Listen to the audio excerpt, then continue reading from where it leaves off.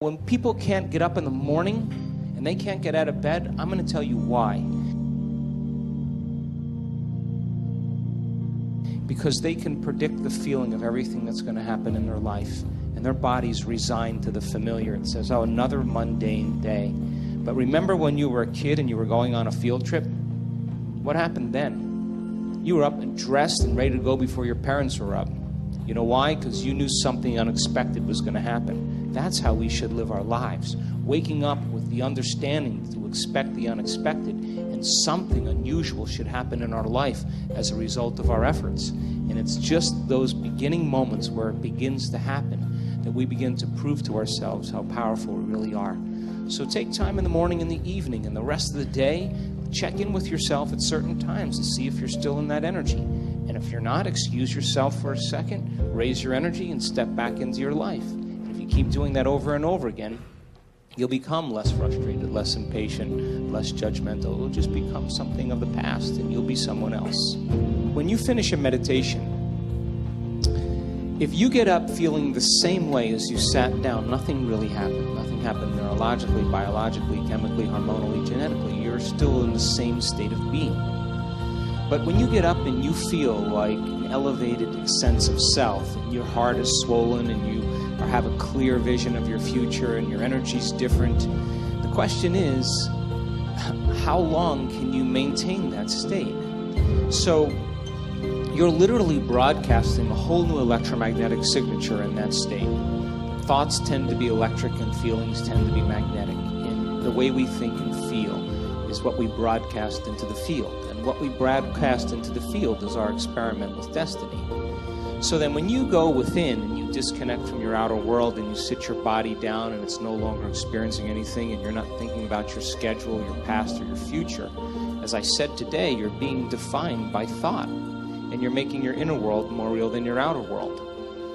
When you open your eyes and you present yourself to the world, the job then is to not react emotionally to the same conditions in your life, because the moment you react emotionally, you're equal to the conditions in your life and you're back in your past.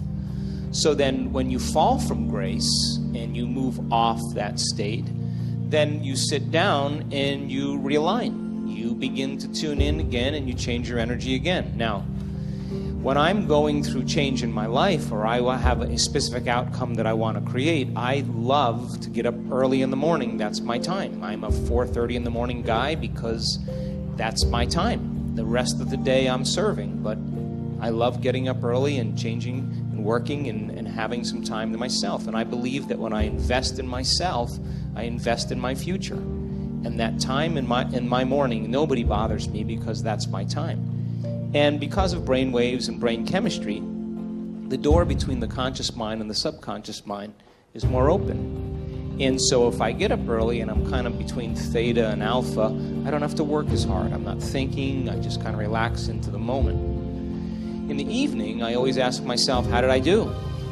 How was one lifetime in one day? Where did I fall from grace? What happened? And so then when I look at seeing how I reacted to someone or something, or I made the choice that I could have made a better choice, I naturally, and we all do this, begin to think, well, if the same situation happened again, how would I do it differently? And that's the act of beginning to come up with a new plan. The act of rehearsing it in your mind begins to install the circuits in your brain, priming your brain so that when the next experience happens, you can modify your behaviors to do a better job in life. That's called plasticity.